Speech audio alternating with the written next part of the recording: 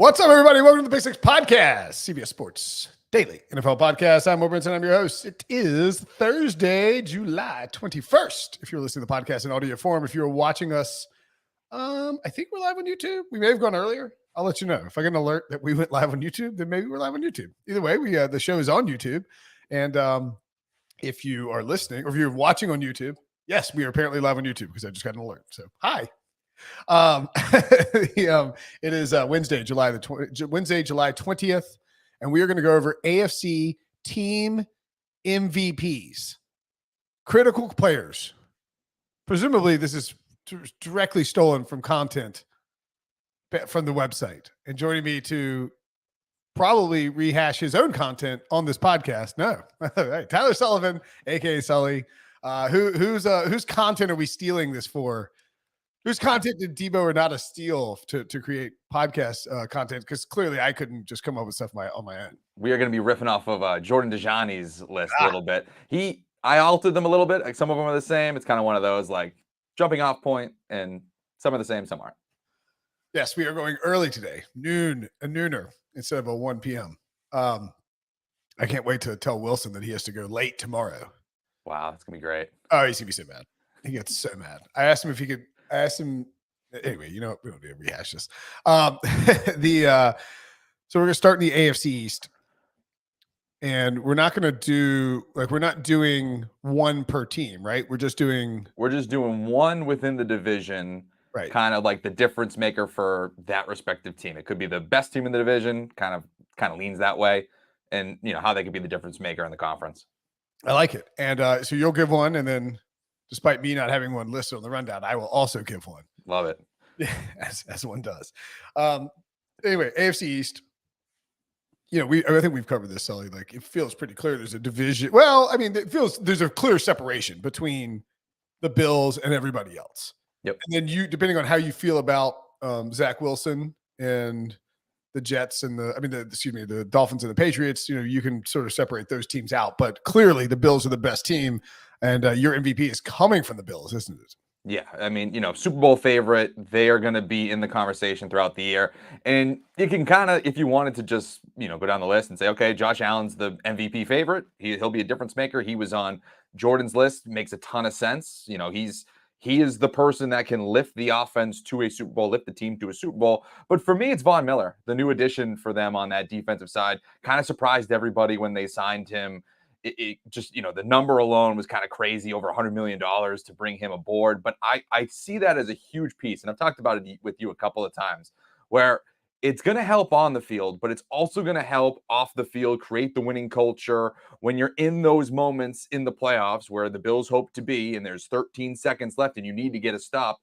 He is someone who can help lift that defense to make that play. And someone who can get them over the top. In that regard, two-time Super Bowl champion, former Super Bowl MVP. For me, that addition, on the field, but more importantly, how he creates the atmosphere around it in the locker room and just gives that unit the overall, swagger to come up in those clutch moments. To me, I think is just as valuable. Yeah, I mean, I always harken back to. I'm trying to find it. Jordan Rodriguez of The Athletic wrote the story.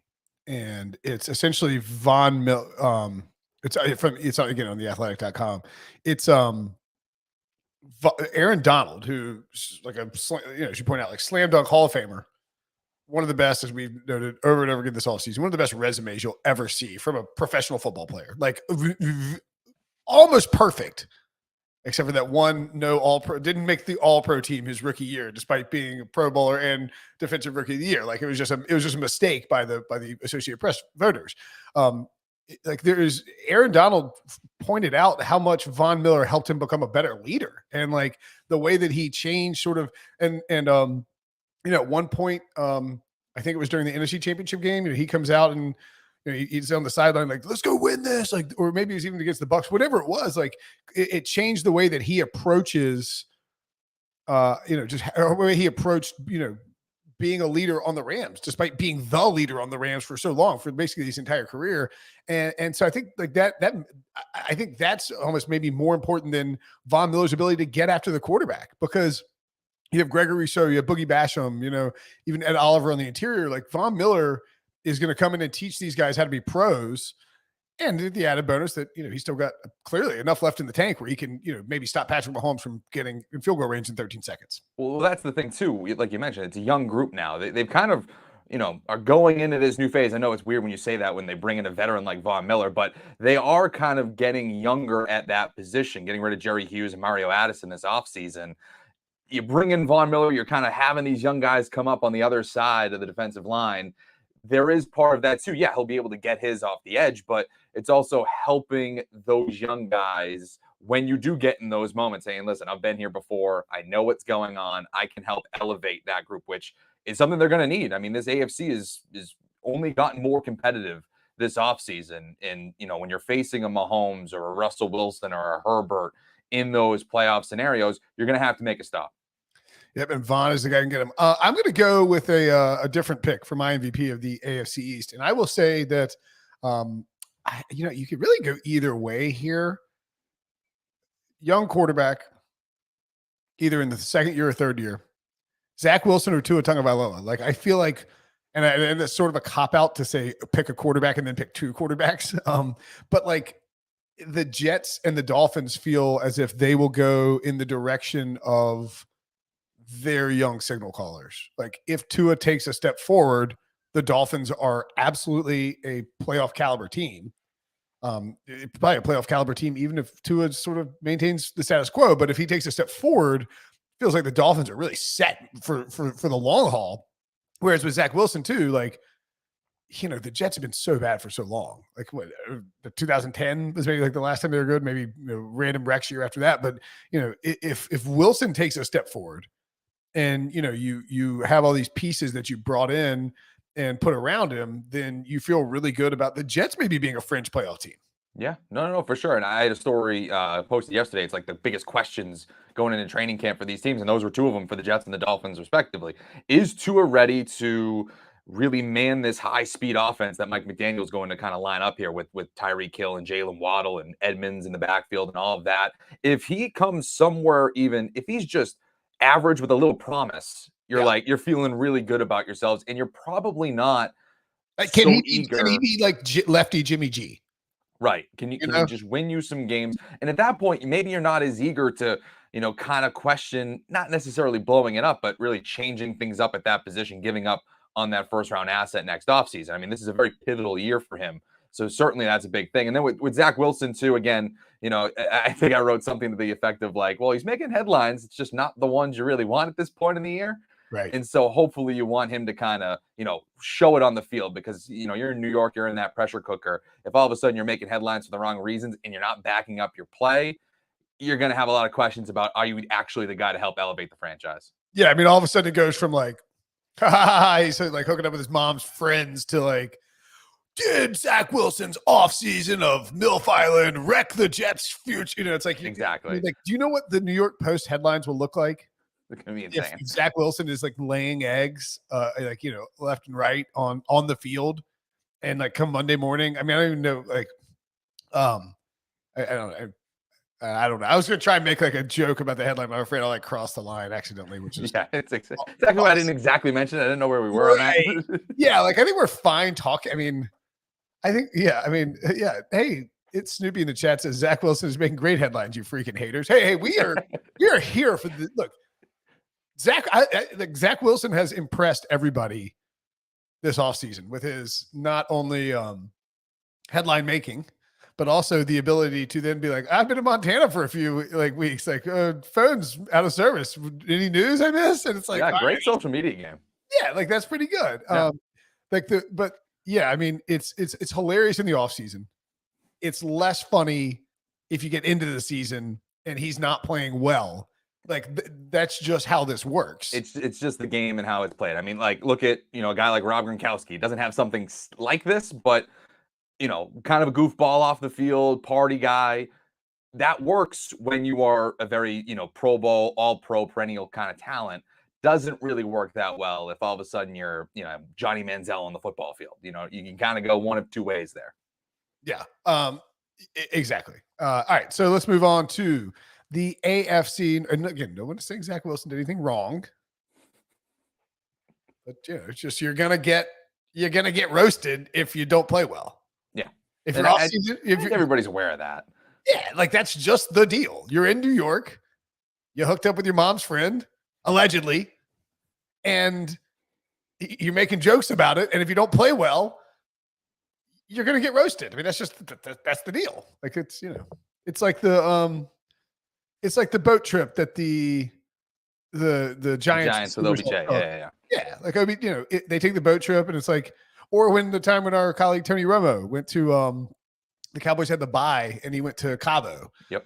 And they lose the playoff game, and it's like, oh, it's like the trip to Cabo is what caught. And it's like, well, no. Ammunition. That's not really all it is. Yeah, like I mean, no one's saying that that's like what you did. It's just like it's going to be talked about. Like it's going to be a thing if you lose and you don't play well.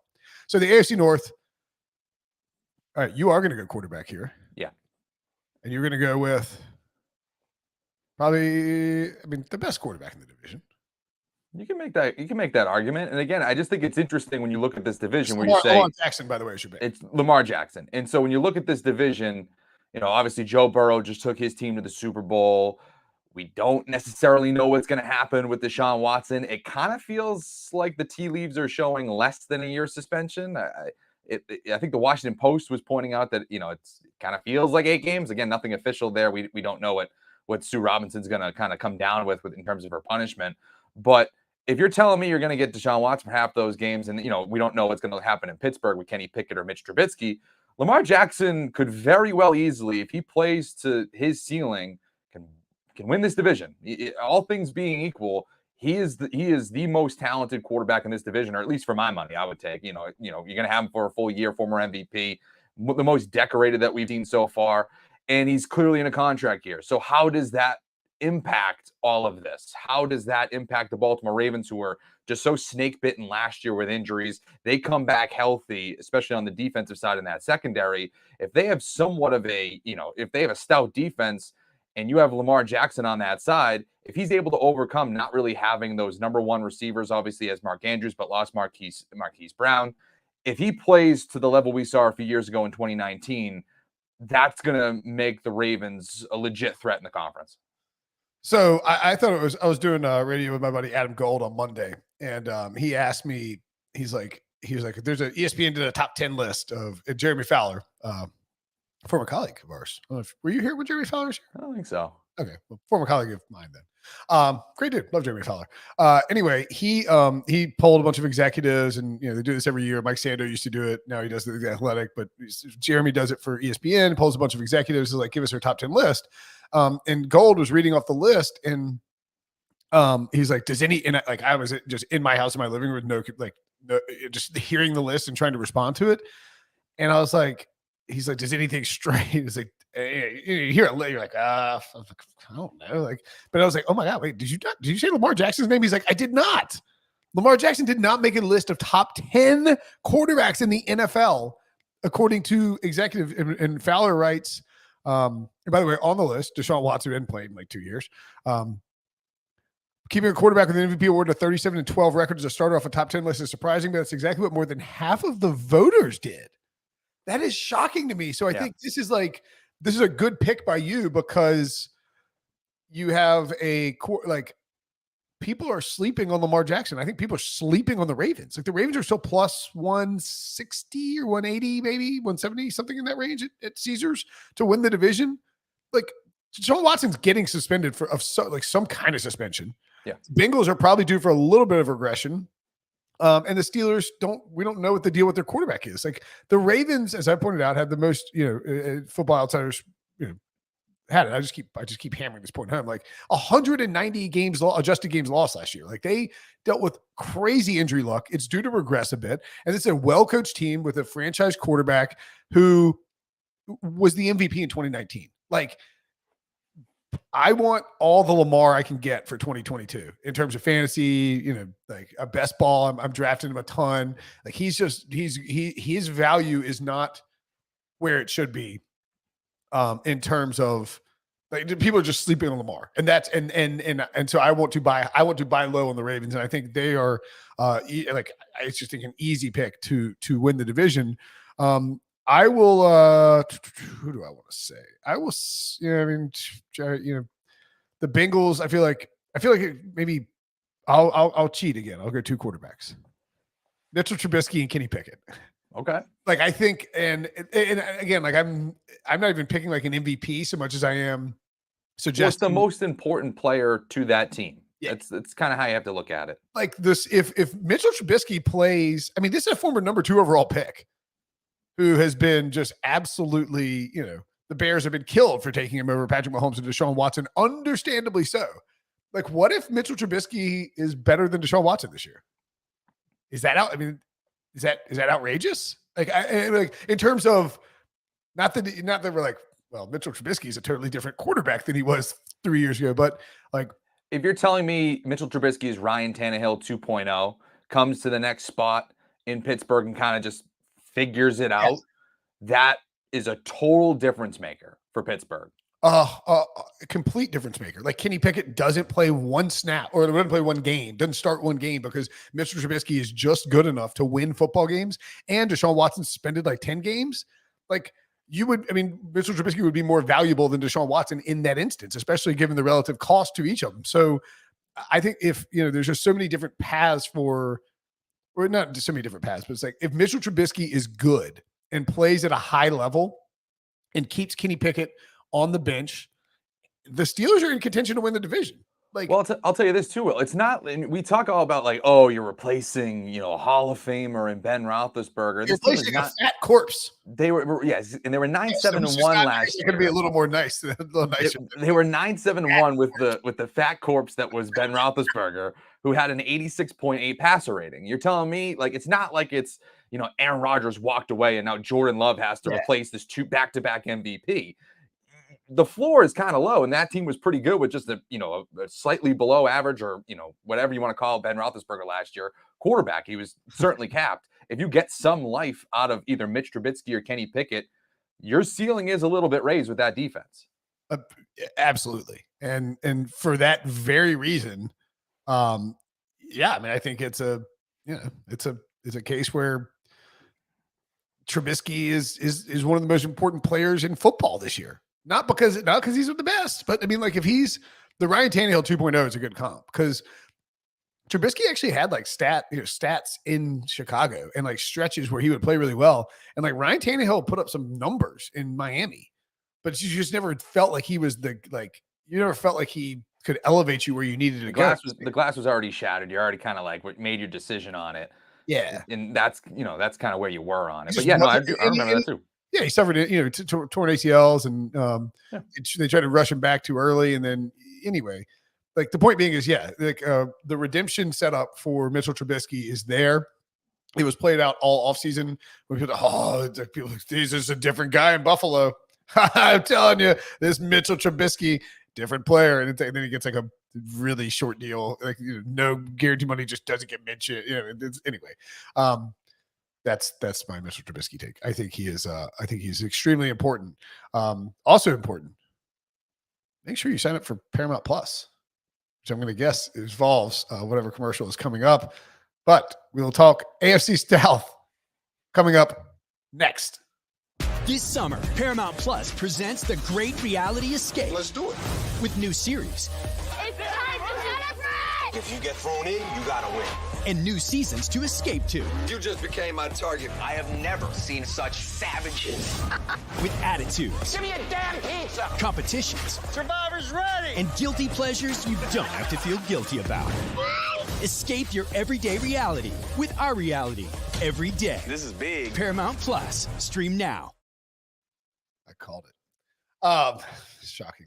By the way, I don't know. So you can also watch like all the South Park stuff on Paramount Plus, which I mention every time we have a commercial. I know. But did you know that South Park's 25th anniversary is this summer? Is that true? Really? Isn't that crazy? And let's see. I think I closed the browser, but I can probably find it real quick. So they're actually doing a tour, a South Park 25th anniversary experience. And it is where did I see that they're going? They're going like Chicago and Denver and LA and New York City. And it's like an exhibit where there's It's like a custom shipping container that will give guests an immersive experience. Cartman inspired paint job, interactive photo opportunity, blah, blah, blah. But the only thing I really cared about was that Primus and Ween are playing at Red Rocks as part of, they're stopping in Red Rocks too, because they're obviously from Denver, Colorado and all that. But they're going to Red Rocks for the exhibit, and Primus and Ween are going to play a concert at Red Rocks at some point in August, which I'm very tempted to go to. That's hysterical to say, like, your Red Rocks experience is that? Like Primus and Ween in South Park. Right. I've already been to Red Rocks. Oh, nice. If you've been, never been. So my dad, and my brother went out pre-pandemic for Widespread Panic for a weekend there, and it was unbelievable. It's awesome. Yeah, we went to a Rockies game we flew out Thursday, went to a Rockies game, did 2 nights at Red Rocks, and then flew back. But I've also seen Primus live before. Have you seen Primus live? No. Oh man. I saw them in high school, I think, at the Tabernacle in Atlanta, which is this old converted church. Okay. And they, like, every time Primus plays, Claypool comes out and like starts like doing a bass line, and the entire crowd starts like thump, like beat, like banging their feet on the ground and chanting "Primus sucks, Primus sucks, Primus sucks." And you're just like, what? You're like, I thought everyone is here to see the band, and you're like, oh, I see, it's a bit. Oh, and it's like this old converted church. You just like the floors are just like right. You're just like, so you go to some of these concerts in high school, and you're like, I saw Wu-Tang and Rage, and there was a mosh pit in the lawn area, and inside of the mosh pit was a bonfire. Like someone started a bonfire inside of a mosh pit on a lawn. It's like, and me and my buddy who were there were like, maybe we're too young for this. Yep, that's amazing. It's like there's no age that's really appropriate for a mosh pit plus bonfire, really. No, not really. Yeah, there's a couple concerts near. There's a college near where I went to high school. All those spring, concerts and all that stuff would always sneak in there. And again, you're like, I'm surprised they let us in here. Yeah, I know. You're like, hey, you know what? Maybe I'm too young for this. All right. Anyway, anywho, that was your daily distraction provided by E. Moving along, the AFC South. We're talking division MVPs. Sully's pick for the AFC South, I think, is a very reasonable one. The new guy in town, Matt Ryan, Colts quarterback. I mean, he literally changed the division odds. Like that's a big thing. Like the Colts were not favored. The Colts were frankly dead in the water until the Falcons decided to get involved with Deshawn Watson. Like the Falcons getting involved with Deshaun Watson saved the Colts' backside because they didn't have another option. Like they were the ones who were going to go get Mitchell Trubisky or like draft Kenny Pickett or they didn't know what to do. And credit them for being patient, but they fell sort of back, and because Matt Ryan, because the Falcons had pursued Deshaun Watson and told Matt Ryan he could go get traded somewhere, of his choosing. Then they were like, well, okay, we didn't get Watson. Well, we still want you to come back. He's like, yeah, don't think so. This place stinks now. I'm going to go to Indy. And so, I mean, great pick. Not only that, Will, it's kind of twofold. One, they were kind of patient to kind of see how that whole thing would kind of pan out. But the other thing is the Commanders were impatient on this quarterback race. Yeah. They were like the first team to make a move. It was for Carson Wentz. I mean, there's a world where if they were patient, they're acquiring Matt Ryan, and it's a totally way less than what they got paid for Wentz. Yeah, it's remarkable that side story there isn't talked about too much. But talking about Matt Ryan joining the Colts, I mean, this is why I like them. Not only the division, we've talked about it all offseason, but I love them as a sleeper, team to come out of the AFC and possibly even the Super Bowl too. Because when you have Matt Ryan, you trade for Ndamukong Suh, you sign Stephon Gilmore to a defense that was already top 10 in DVOA. You're doing all the right things to get into that conversation. And they were a game away last year from getting into the playoffs. And that was only because their quarterback kind of fell on his face in Jacksonville. And if Matt Ryan, I don't think is going to do that. I don't think he's going to make those same mistakes as Carson Wentz. So if you put him into an offense that now raises the floor of this team, and you have an offense with a backfield like Jonathan Taylor, Michael Pittman, who knows, maybe, we've talked about Julio Jones maybe joining them because it just makes sense. He's still a free agent. There's a lot to like there. Easier schedule than most. I believe it's in the top 5 in easiest schedules in terms of the be over/under win percentage this season. I think that was Sharp Football.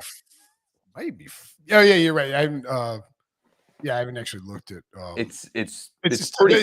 It's up there. Like the Colts have it's a good schedule because don't they? Yeah. I mean, when you have 4 games against Jacksonville and Houston, that's going to obviously help you too. And I do think that Jackson will be better. I'll get to that in a second. But yeah I mean, it's oh yeah, this is a friendly schedule. I mean, they got some tougher matchups, but I mean, like it's the the Titans are a little bit down. They've lost some players this offseason. We still think they'll be good, but yeah, the Houston should probably they should get. I mean, if they don't get 5 division wins, 4 division wins should be like the floor, right? Yeah, 4 and 2, floor for them sure. in terms of division wins. Yeah, I got no problem with Matt Ryan as the MVP. I mean, again, I think people are sleeping on, I think people believe Matt Ryan is toast and aren't willing to give him more credit. One, people don't really like Matt Ryan. And he's just bland. He's vanilla. He's boring. And they just don't find him. Same thing with Matthew. They just, Matthew Stafford, a little more, of course, more better, maybe physical skill set that people were drawn to a little bit. But people just, Matt Ryan. Matt Ryan's he's a quarterback, statue, pocket passer kind of guy. It's it's your wonder bread. One MVP, and went to a Super Bowl. He's just better than people give him credit for. And so people just don't, it's hard to get excited for Matt Ryan, and people don't pay attention to the Falcons very much. So I think people by and large are like, well, Matt Ryan stunk for the last few years. And the reality is that Matt Ryan has been playing with, a lot of offensive coordinators, a offensive line that's not great. Julio Jones has gotten older, has missed games. Calvin Ridley's, come in and miss games. Only got 1 year with Kyle Pitts. I feel like behind a good offensive line with a smart coach in Frank Reich, who you see what he does with Phillip Rivers, see what he does with Carson Wentz, minimizes your passing attempts.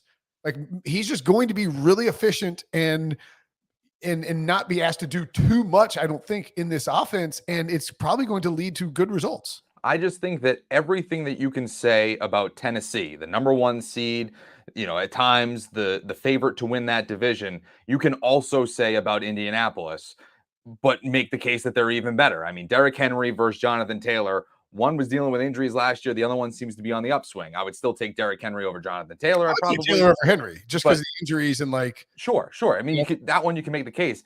Defense, I'd rather take Indianapolis right now. Quarterback, I'd rather take Indianapolis right now. Coaching, you can call it a draw, whatever you want. But still, there's a very similar things in how they're kind of built.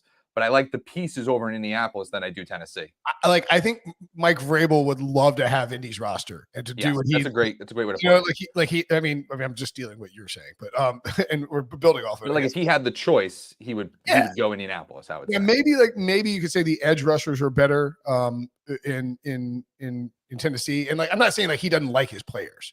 No, I know what you mean.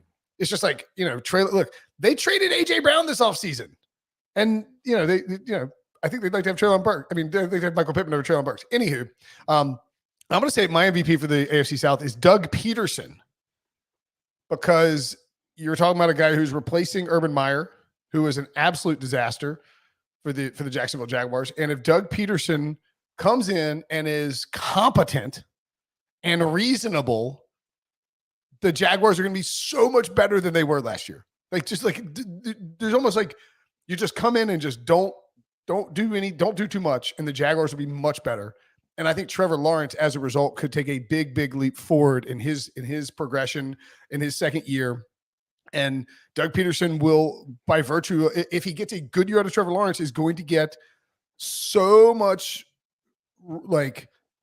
he's just going to get the Jaguars and the Khan family are going to give him so much run to do what he needs to do to build something there. There's going to be no pressure on him to win right away. They've been patient with bad coaches. And if Doug Peterson is a good coach at all, he is going to have a ton of leeway there for a long time. Yeah, I love that pick. I was on radio in Jacksonville, and they were basically asking me the same thing. And I was saying, just if you get a baseline, average, run-of-the-mill head coach in Doug Peterson, he gives you no more, no less, just whatever the average is in the NFL, it's infinitely better than what you got last year with Urban Meyer. When you have the quarterback answering off the field questions about his head coach, it completely distracts from already the pressure he had of being a John Elway, Peyton Manning, Andrew Luck type prospect coming into the NFL. It's going to come save a franchise. That goes away when you bring in a guy like Doug Peterson, or at least it should go away. In an offensive mind, former offensive coordinator, there's a bunch of former offensive coordinators on staff, whether it's the passing game coordinator, I think Jim Bob Cooter's on there. You just wanted to say Jim Bob Cooter. Yeah, that's probably true too. But there's like 3 offensive coordinators, not including the first-year offensive coordinator that they have. I mean, there's a lot to like about the new change in head coach and the coaching staff that's going to help the development of Lawrence. Yeah, Mike McCoy, Jim Bob Cooter, Mike Caldwell. Yep. Excuse me, Press Taylor. Press Taylor. OC, yeah. By the way, I once said I was invited back to my high school to do a chapel talk, and which was very huge honor. And I actually did it on Matthew Stafford, and how the very you have all these different stages of your career. And it's like the point was like, hey, when you leave, like you're going to leave high school thinking like I know what I'm going to do, and I know exactly how, and it's like no, things are going to change. But I made sure I was adamant that I was going to sneak Jim Bob Cooter into my talk. I did. I was like, I'm sure my grandfather is not at all rolling over in his grave, hearing me say Jim Bob Cooter into Macaulay Chapel right now. Anyway, the AFC West. You're going with the Chiefs. Travis Kelce is your MVP. Yep. It just, when you have a division that loaded up the way that the AFC West loaded up, and then you look at the Kansas City Chiefs who saw more talent leave the organization, the continuity that's already there has to help. And especially when you factor in the loss of Tyreek Hill for Patrick Mahomes and what they've replaced him with, Juju Smith-Schuster, who's kind of, we don't know what he's going to be. Marquez Valdez-Scantling, Mecole Hardman coming back, Sky Moore that they drafted. It's just not a lot there to say, okay, defenses are really going to game plan the same way they were game planning for Tyreek Hill, and how is that going to impact the offense? I think a lot of weight goes on Travis Kelce now because he's the guy that every team is going to kind of game plan for. It's not like they have to worry about Tyreek Hill going over the top and just completely wrecking the game on one massive bomb by Patrick Mahomes. So for me, again, that to me, he needs to carry a lot on his shoulders this year to really help that offense maintain what they've been over the last few years, when now they have to face, Justin Herbert going into year 3, Russell Wilson, the Raiders now with Devontae Adams. There's a lot to keep up with offensively for the Chiefs. Shout out to all the podcast listeners who have requested money from Ryan Wilson. If you're listening to the podcast, if you are watching the podcast, keep requesting money from him. He's gotten, somebody requested $69. Somebody requested $100. I love your podcast and I'm broke. Let's keep requesting money or sending money to Ryan Wilson at Ryan-Wilson-37831. I just also like to point out that his Venmo is the worst handle of all time. Anyway, my AFC West MVP is I'm going to take the easy way out and say Russell Wilson. Yep. Because all these new additions to the AFC West, whether it's Devontae Adams to the Raiders, whether it's Chandler Jones to the Raiders, Khalil Mack, J.C. Jackson, both to the Chargers, Tyreek Hill leaves, of course, but Russell Wilson, to me, his play with Denver is going to determine who finishes. To me, that's the biggest X factor on how this division shakes out. Because if Russell Wilson is Russell Wilson and gets back to when he was playing his best football with the Seahawks, and he does that in Denver with the weapons they have, they can absolutely win the division. And if he plays like he did last year, they can finish last in the division. So there's such a varying range of outcomes, I think, for the Denver Broncos based on how Russell Wilson plays. And just as such, I tend to think something that, you could talk me into any order of this division finishing in any order. Yeah. I don't think the Chiefs will finish last, because I trust Andy Reid and I trust Patrick Mahomes. But you could go 8 and 9. Is that right? 8 and 9. Yeah, 8 and 9 and finish last in this division. That's not that crazy an idea. So for me, I'll say Russell is the biggest X factor, just because of if he struggles to adjust to a new team and a new system, I think the Broncos will be a pretty big disappointment. And if he plays out of his mind, then who knows what the order could be. Yeah, I mean, you're saying it too. It's not only him transitioning to a new team, but he's also working with a first-time head coach in Nathaniel Hackett. So, like, there is a lot of change there. But if those two things hit, you're having a serious conversation of this being a really dangerous offense with what they have in the backfield and Javonte Williams and Melvin Gordon coming back, Jerry Jeudy, Cortland Sutton, Tim Patrick. There's a lot to love there for Russell Wilson to have at his disposal. And then defensively, too. I mean, they still have Justin Simmons. I mean, they have guys that can make plays on that to stop the opposing, any really one in that division. It's that, but it's also, again, how much are the other additions going to kind of impact this? How much is J.C. Jackson going to change that? How much is Khalil Mack? How much is Devontae Adams? And how much is the loss of Tyreek Hill going to kind of change things a little bit too? I think let's just say all of these things hit as high as they possibly can. Russell Wilson's Russell the has the biggest ceiling for sure. Yes, exactly. Yeah. And I mean, like, look, you could make the case for like 10 different dudes as AFC West MVPs. Like, it's I know, the craziest division. I mean, I thought the NFC West last year was the craziest one. The AFC West this year is just absolutely the wildest division. I think the one that we should mention in terms of that division, like you were mentioning, is probably Derek Carr too. Yeah, for sure. He's in a division with all of these elite quarterbacks. He's the bottom of the barrel, and I'm saying that he's still a quality quarterback. Yeah. If he plays anywhere above average, you're talking about the Raiders in a different light. Absolutely. And it's like Derek Carr has a chance to be like, hey, I know everybody said I was the worst quarterback in this division. Well, suck it, nerds. Yeah, exactly. Yep. All right. That'll do it for us. That's the show. I got to run. Got a little camp pickup. Thanks for listening. Thanks for watching. For Sully, I'm Brinson. Talk to you guys later.